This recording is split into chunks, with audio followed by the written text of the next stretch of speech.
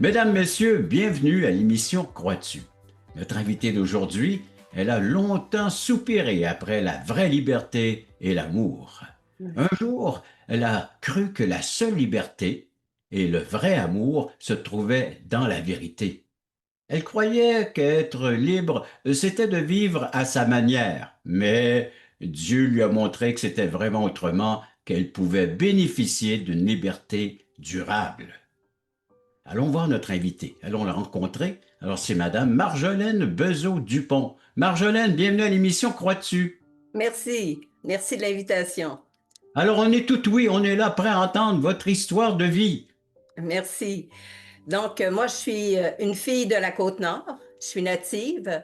Je suis née en 1963. Euh, je viens de Port-Cartier. Donc, puis, je suis la troisième fille, dans le sens que j'ai deux frères avant moi et une sœur après moi. Donc, puis mon arrière-plan, c'est comme la plupart des gens de cette époque, c'est catholique. Mais mes parents ne pratiquaient mais pas du tout. À tel point qu'on ne parlait même pas de Dieu à la maison, là. Les seules fois vraiment où j'ai entendu parler de Dieu, c'est lorsque on avait l'obligation d'aller soit pour la communion, Oui. la profession de foi aussi. De temps en temps, on allait surtout pour Noël parce que c'était très beau d'aller dans cette période-là fréquenter l'église. Mais à part ça, j'ai vraiment pas entendu parler de Dieu dans ma Peut-être famille. Pâques? Non, souvent les gens rajoutent aussi Pâques. Oui, Pâques, mais non, c'était rare Pâques. C'était OK. surtout Ah, Noël qu'on on bon. allait. Fait que c'était ma grand-mère, par contre, était quelqu'un de très pratiquant. Elle était une Irlandaise, Ah, d'origine irlandaise. Elle, c'était les samedis soirs parce qu'elle avait des grands jardins, ma grand-mère. Fait que le matin, il n'était pas question d'aller à l'église. Il fallait être dans les jardins. Donc, elle y allait le samedi soir à la messe. Mais c'est la seule chose vraiment qui, qui faisait en sorte qu'on entendait parler du Seigneur de temps en temps par ma grand-mère, là, mais pas plus que ça. Mais j'ai une enfance qui est vraiment marquée. J'ai des parents qui nous ont aimés. J'ai pas, tu sais, pour moi, des fois, j'entends des témoignages où les familles sont brisées. Ben, nous, on était choyés parce qu'on a eu des parents qui nous ont vraiment aimés. hmm. Euh, et dès mon plus jeune âge aussi, dans notre ville, on a bâti, ben, pas bâti, mais on a parti un mouvement qui s'appelle les Perles. C'était des majorettes. Et, Ah, et j'avais 3 ans à l'époque et on m'a recruté pour être la mascotte. ah Donc, oui. très tôt, j'ai commencé à faire des majorettes, mais par la suite, ça a été les corps de tambour et clairon. Euh, mais comme mascotte, j'ai beaucoup vécu mon enfance entourée d'adultes. Donc, portée, aimée, euh, puis aussi connue, dans le sens où les gens me voyaient de loin. Fait que ça a marqué mon enfance et ça a aussi marqué mon besoin d'être connue, mon besoin d'être aimée par la suite. Et ça a été pour ma vie adolescente et jusqu'à temps que je connaisse le Seigneur, ça a été un piège dans ma vie vraiment. Euh, mais à cette époque-là, c'était vraiment, je pouvais pas dire que j'étais pas choyée là. Donc, puis autour de ça, mon père a travaillé aussi pour la réserve de Port-Cartier-Sept-Îles. Donc, j'étais imprégnée aussi de la nature, ce qui a donné une direction à ma vie plus tard comme métier. Donc, j'ai eu une enfance passée en forêt. Euh, on revenait en ville lorsqu'il neigeait pour pouvoir continuer à aller à l'école. Donc, c'est ça. La nature, faire du canot sur les rivières, ça a baigné toute mon enfance, mon adolescence. J'ai fait des rivières par la suite comme adolescente avec d'autres jeunes, faire des rivières dans le coin du Saguenay, sur la côte nord. Puis déjà, j'étais quelqu'un qui observait beaucoup. J'ai développé ça jeune. Puis je me posais des questions à chaque fois sur comment les choses fonctionnaient. Euh, puis on avait une liberté. On était en forêt, on avait vraiment une liberté. Fait que cette soif-là de liberté m'a habité longtemps, longtemps, longtemps. Et c'est sûr et certain que je ne ferais pas un métier entre quatre murs. Donc, c'est comme ça que ça a été. Puis, dans Alors, mon c'était adolescence, pas donc le bureau ni l'usine pour toi. non, j'ai jamais été dans un bureau ni dans une usine. Au contraire, ce qui a marqué mon enfance, ben pas mon enfance, mais mon adolescence, c'est un moment donné, il y a une émission à la télévision, on en parlait tantôt, mais une entre autres qui m'a marqué, c'est celle de Jean-Yves Cousteau avec le Calypso. Et moi, j'écoutais tous les documentaires qui passaient à la télévision. Donc, c'est ce que je voulais. Là, je regardais ça, puis je me disais, OK, c'est ça que je veux faire dans ma vie. Fait que, disons que la famille n'a pas été vraiment étonnée de me voir épouser le métier de technicienne en bioconservation. Donc, je suis allée faire mes études à l'Institut agricole de la Pocatière. Parce que c'est le seul endroit où on donnait un cours de technicienne. Je savais que je ne ferais pas des grosses études. Je n'aimais pas assez d'être assis à une table à Mhm. l'école. Donc, je suis allée faire ce cours-là. Et pendant la formation, justement, euh, pendant la formation, c'est sûr que ça a été une période difficile parce que, bon, on commence les relations humaines avec des gars. Puis on a des blessures. On espère toujours qu'on va trouver le grand amour, puis on le trouve pas. Donc, on commence à croire que la vraie vie, la vie, c'est ça. Ça marche pas avec un monsieur, on change de monsieur, ou ça marche pas avec la madame, là, parce que c'est souvent moi qui était délaissée plutôt que le contraire. Fait il y avait ces blessures-là, puis en même temps, il y avait toute cette formation-là que je faisais comme étudiante en bioconservation. Et, mais dans tout ça, il y avait cette douleur-là de savoir que j'arrivais pas à trouver quelqu'un qui serait fidèle aussi Mhm. dans sa relation avec moi. Fait que je poursuis les études. Au travers de mes études, euh, il y avait toujours ce besoin-là, mais dans mes études également, les mardis soirs, on allait toujours à l'Aquarium de Québec. On partait une fois par mois et on allait assister à des conférences de Mhm. chercheurs ou de biologistes, justement, qui Oui. exposaient leur travail. Marjolaine, Oui, moment-ci de ton témoignage, nous allons prendre une pause. d'accord. Hein?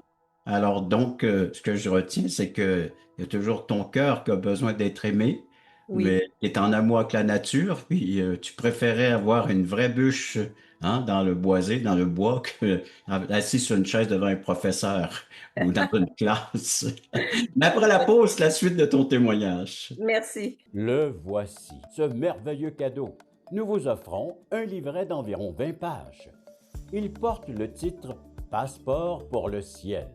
Très bien illustré, un enfant pourrait le saisir et comprendre la portée du message. Nous vous l'offrons tout à fait gratuitement, sans aucun déplacement. Vous pouvez nous appeler ou visiter notre site croatu.ca pour en faire la demande. Il sera livré directement chez vous. Ce livret est disponible en français, en anglais et en espagnol à la grandeur du Québec et du Canada pour tous ceux qui voudront le recevoir. Il vous expliquera comment obtenir un passeport pour entrer au ciel, et cela pour l'éternité.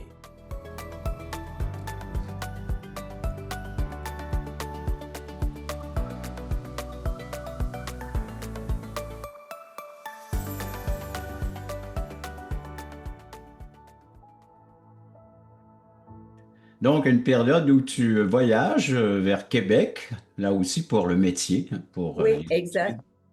Puis au travers de ces études-là, ben, c'est sûr que dans mes cours, il y a un cours, entre autres, qui est très axé sur l'évolution. Euh, Et moi, je suis une sportive, donc pendant mes formations, je fais de la course aussi. Et je vais revenir sur l'Aquarium de Québec tantôt, la rencontre que j'ai faite.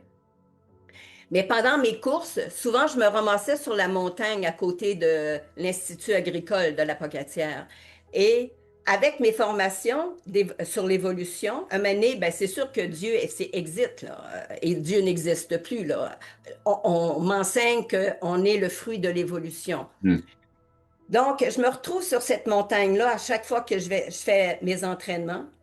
Et j'ai le fleuve devant moi et je vois Charlevoix de l'autre bord. Et en dedans de moi, croyez-le ou non, il y a toujours cette louange-là qui monte dans mon cœur pour louer Dieu de la beauté des choses que je vois. Et ça me trouble constamment.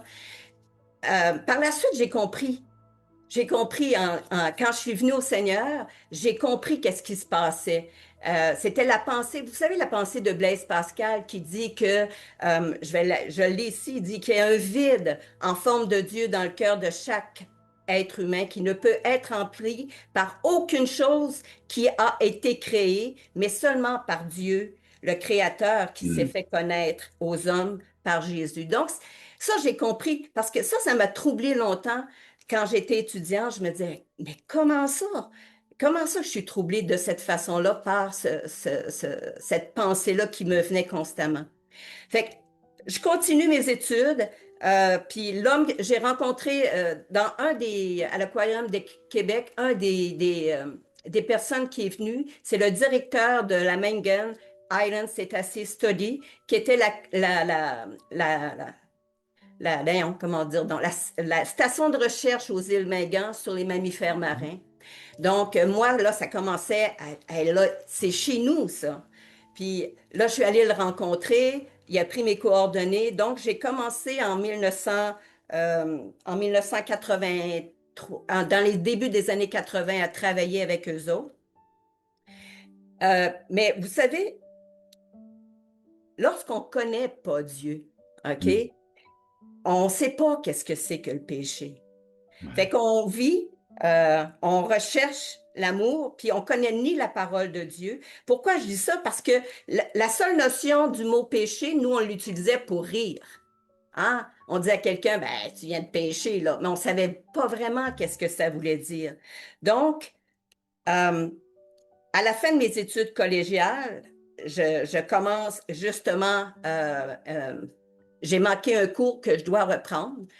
Pour OK. reprendre ce cours-là, OK, je dois revenir à l'école. C'est une de mes tantes qui est chrétienne qui me propose de m'accompagner, de me reconduire. Mais moi, je devais aller rejoindre par la suite un des gars de l'équipe parce que là, j'avais passé déjà tout un été à travailler sur les baleines. Puis l'hiver, on rentrait les données. À partir de l'automne, j'allais le rejoindre à l'université à Sherbrooke. On rentrait les données.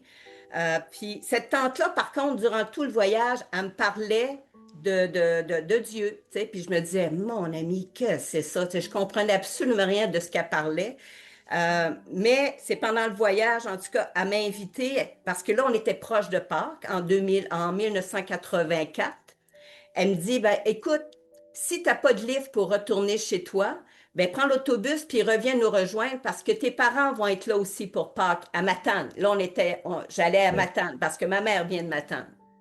Donc, c'est ce qui arrive parce que vous savez, à l'époque, en 1982-83, en 80, ouais, 84, les ordinateurs, là, c'est pas comme aujourd'hui. Fait que, Non. Jean Lemire, la plupart des gens le connaissent, je travaillais avec lui, c'est lui qui a fait le 1000 jours pour la planète, celui qui a eu le Senna 4, vous voyez? C'était un des gars avec qui je travaillais. Euh, au bout de la semaine, il me dit, Marjo, il dit, je comprends vraiment pas ce qui s'est passé. Il dit, les données qu'on avait rentrées, j'ai tout perdu ça. J'ai dit, ben écoute, moi, je dois retourner parce que je commençais à travailler. Alors, j'ai dit, je vais aller rejoindre mes parents à Matane. J'arrive chez une de mes tantes, ben, chez ma tante qui m'avait reconduit. J'avais deux de mes tantes qui étaient là. Mes parents étaient sur l'autre tante. Fait qu'elle dit, viens. Elle dit, dimanche, elle dit, on a un invité, Noël Morissette, qui vient donner son témoignage. Il était là avec la gang de jeunesse de cette île. Et donc, là, j'assiste à la rencontre ce dimanche-là. J'entends le témoignage de Noël Morissette. Et là, à la fin, je me rappelle pas de tout son témoignage, Noël, mais puis je lui dis souvent, mais j'ai dit, j'ai retenu Jean 3,16, car Dieu a tant aimé. Et moi, j'étais arrêtée à aimer. Dieu Ah, a tant aimé le monde. Fait qu'il a donné son fils. Mais moi, j'ai dit, OK, j'ai enfin quelqu'un qui m'aime vraiment. Et hmm, ça m'a touchée. Et j'ai commencé à fréquenter l'Église par la suite. De mon retour à Matane, justement, j'ai commencé à fréquenter l'Église de Port-Cartier. À l'époque, c'était les Sauniers qui étaient, ok. qui étaient pasteurs là. Donc, c'est ça. Fait que de retour à Port-Cartier, j'ai assisté à la mise à part aussi à l'époque de Michel Habib. Et là, il y a des chrétiens de partout qui viennent du Québec pour assister à une mise à part. Hmm. Et là, moi, je travaille toujours pour la station de recherche. Puis là, on est au printemps 84. Donc, en juin, habituellement, l'équipe revient. Fait que là, il y a quelqu'un qui s'assied à côté de moi, M. Jean-Pierre Albi, et qui est un ingénieur français, puis qui me pose des questions sur qu'est-ce que je fais. J'ai 21 ans à l'époque, je sors de mes études, je lui raconte ce que je vais faire comme travail, mais il dit, tu t'en vas pendant 4 à 5 mois, tout seul comme jeune chrétienne, isolée. Mais ce qu'il ne savait pas en plus, c'est que j'avais un des gars de l'équipe, c'était le gars que je fréquentais aussi, mais qui était parti avec le reste de l'équipe à l'extérieur. Et là, je lui ai dit, oui, oui, j'ai dit, il n'y aura pas de danger, il n'y a pas de problème. Fait que c'est ça, je lui ai ouvert mon cœur. Il m'a fait promettre une chose. Il dit, est-ce que tu permets que je t'écris durant l'été? Hmm. Lui, il avait peur pour mon jeune cœur de OK. chrétienne. Fait que j'ai dit, oui, oui, il n'y a pas de problème. Il n'y a aucun. Tu peux m'écrire. Fait que j'ai pas écouté cet homme-là. J'ai pas écouté non plus les pasteurs qui me disaient, ben, tu devrais passer un an avec nous pour apprendre. Fait que ça n'a pas été long lorsque l'appel a été lancé pour que je retourne travailler à la station de recherche. J'avais ma Bible, puis là, j'ai dit, je suis pas capable. J'ai pris ma Bible, je l'ai cachée. Ah, Euh, L'homme avec qui je vivais à l'époque à la station, ben, j'ai recommencé mes relations avec lui. ouais. Et là, Et quand... Marjolaine, c'est là qu'on prend Oui, une pause. oui, OK, d'accord. Ça fait beaucoup de choses à retenir, hein? Oui, Mais oui, ouais, donc on te conseillait de rester encore un an pour t'affermir dans ta foi, mais le travail t'appelle et puis te voilà avec la Bible sous le bras, mais discrètement, très discret. exact. Après la pause, la suite de ton histoire. Merci. Vous rappelez-vous du temps où vous étiez dans ce monde totalement perdu, quand Dieu vous cherchait? Vous souvenez-vous de la joie ressentie au moment où vous êtes passé de l'ombre à la lumière? Quand votre raison de vivre par l'amour de Dieu est devenue claire, Allons, levons les yeux, montons sur la montagne pour conquérir. À la gloire de Dieu et au salut des âmes perdues, il est temps de célébrer notre foi.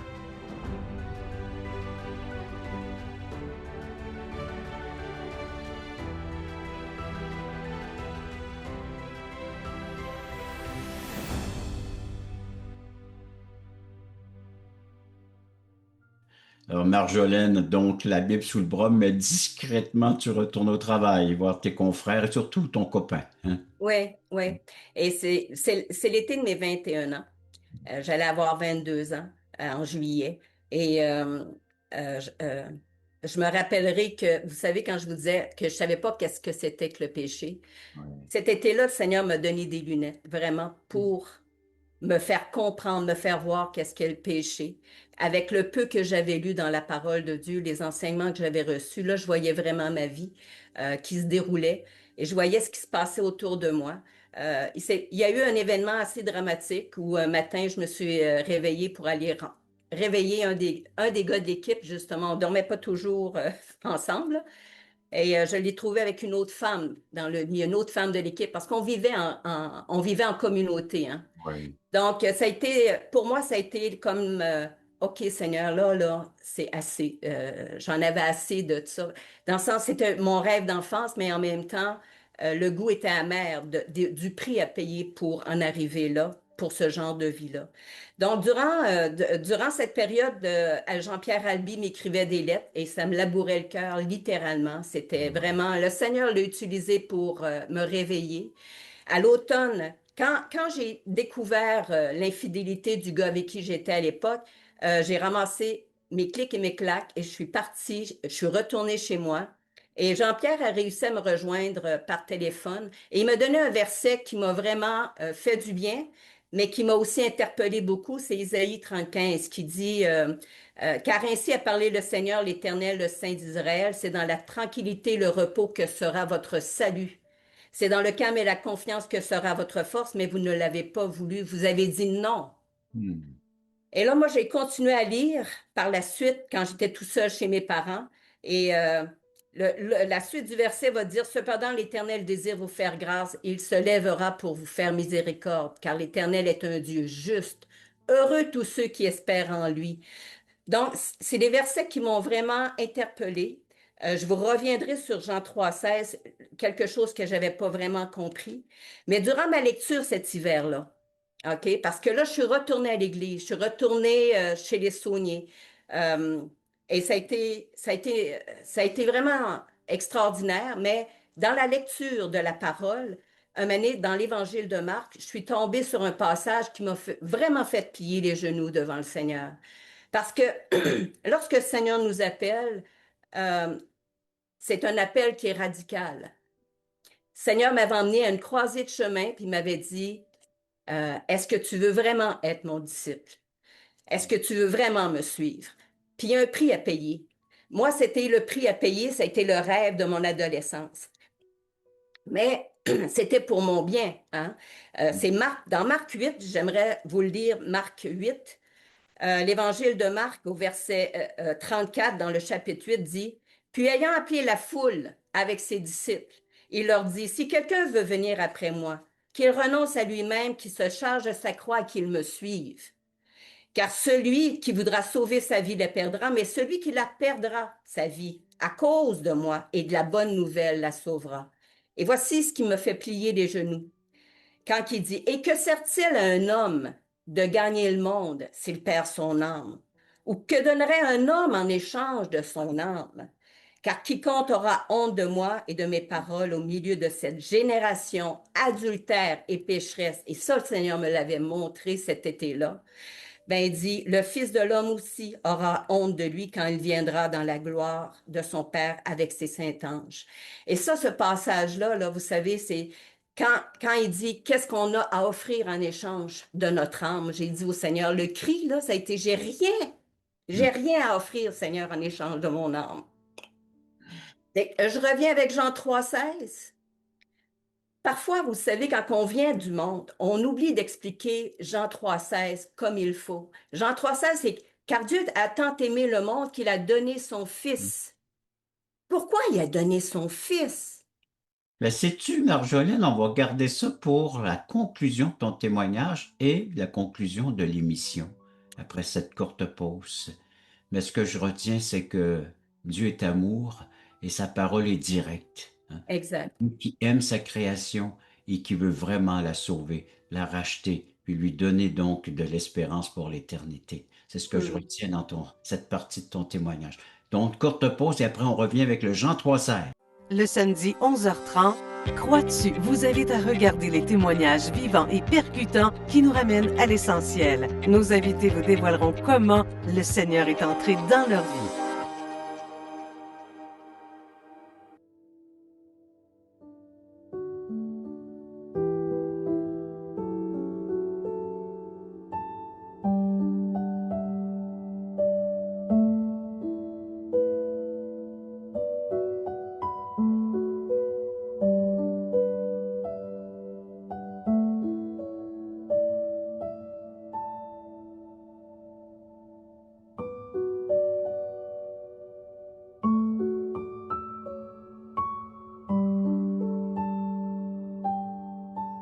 Marjolaine, tu nous as dit juste avant la pause qu'il faudrait bien saisir, bien comprendre ce fameux Jean, chapitre 3, verset 16, dans l'Évangile de Jean, parce que c'est le verset, un des premiers versets qui est venu chercher ton cœur en Ouais. parlant de l'amour de Dieu, en démontrant son amour.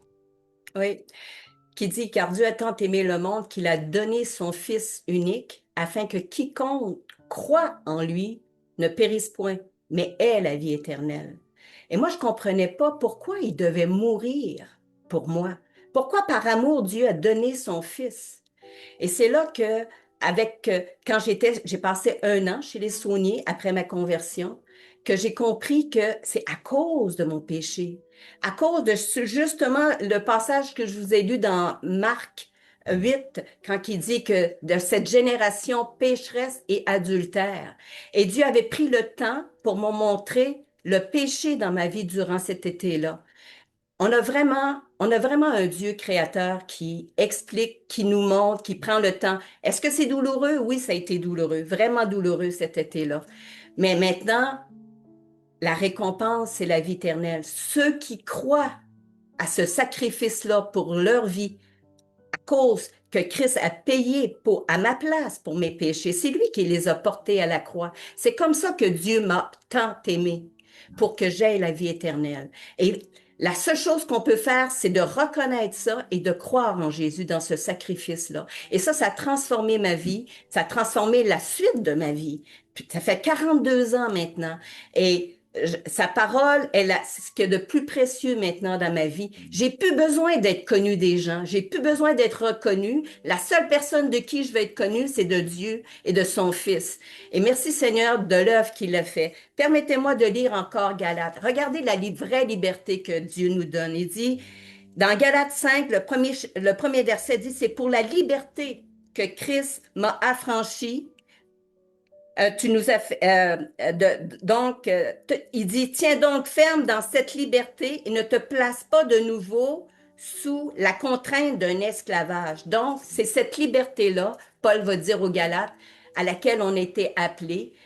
On n'a plus à se mettre sous l'esclavage. Donc, si vous avez soif de la vraie liberté, de l'amour de Dieu, si vous avez soif de quelque chose d'authentique, ben allez à Dieu. C'est le seul espoir pour ce monde actuellement, vraiment.